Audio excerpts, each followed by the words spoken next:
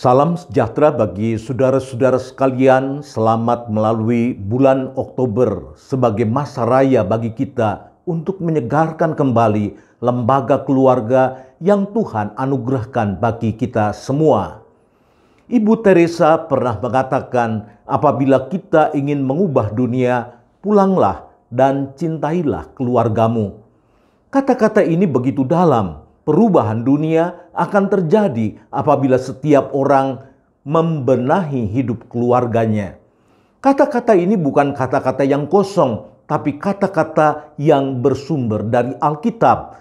Sebab Alkitab kita banyak memberi kesaksian tentang hal ini. Ketangguhan sebuah keluarga dalam menghadapi pencobaan yang berat, dan ketangguhan sebuah keluarga dalam memperkenalkan Allah kepada anak-anaknya ternyata sanggup mengubah wajah sebuah negeri.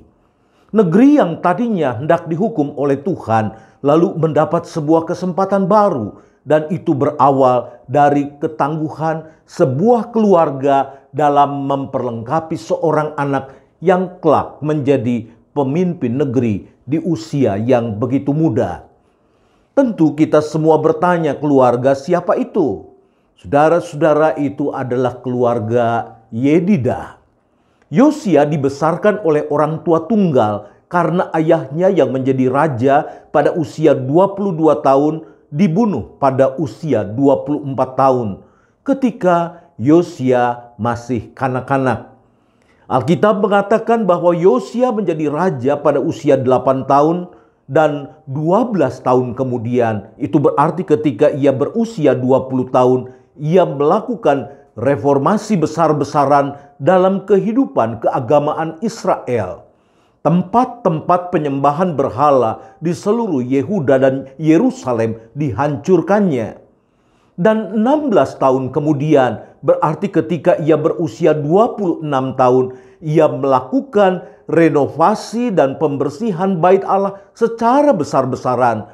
Ia membersihkan bait Allah dari pelbagai praktek yang menyimpang dari firman Tuhan. Peristiwa penting yang patut dicatat dalam kepemimpinannya adalah pada tahun ke-16 pemerintahannya diketemukan gulungan kitab Taurat yang hilang dari bait Allah.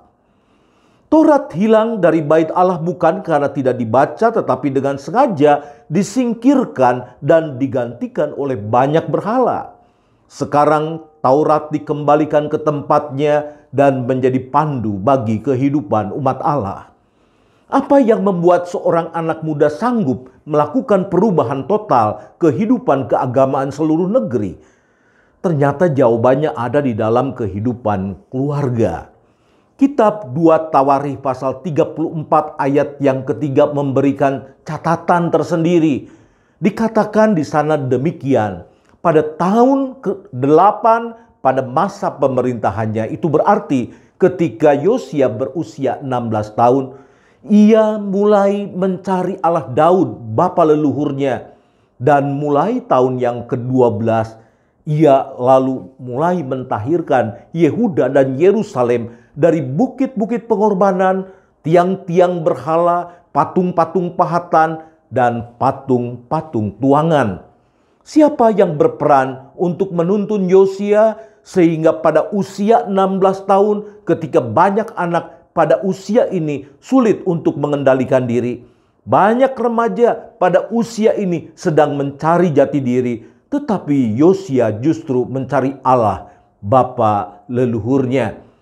Ini semua tidak terlepas dari seorang ibu yang tangguh, yaitu Yedidah. Betapapun ia kehilangan suami dalam usia yang begitu muda, suaminya meninggal kurang lebih pada usia 24 tahun. Ia tidak mau tenggelam dalam kesedihan. Ia menjalani masa depannya bukan dengan tangisan, tapi dengan ketangguhan. Ia bertobat dari hidup lama yang dijalani bersama dengan suaminya. Sekarang ia mencurahkan seluruh hidupnya untuk membekali anaknya Yosia dengan firman Tuhan.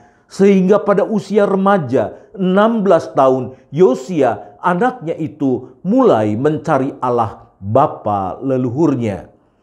Apabila ketangguhan satu keluarga menghadapi pencobaan, sanggup mengubah wajah sebuah negeri. Apalagi apabila ada berpuluh-puluh keluarga, bahkan beribu-ribu keluarga, menjadi keluarga yang tangguh dan takut akan Tuhan, dan terpanggil serta bertanggung jawab untuk menuntun anak-anaknya mencari Allah. Maka apa yang dikatakan oleh Ibu Teresa bukan hanya sebuah kalimat tanpa makna. Kalimat itu menjadi kalimat yang sudah terbukti. Satu keluarga bertobat, seluruh negeri berpaling kepada Allah. Kalau kita ingin mengubah dunia, pulanglah dan cintailah keluargamu. Curahkan seluruh hati dan pikiranmu untuk keluarga. Tuhan Yesus memberkati.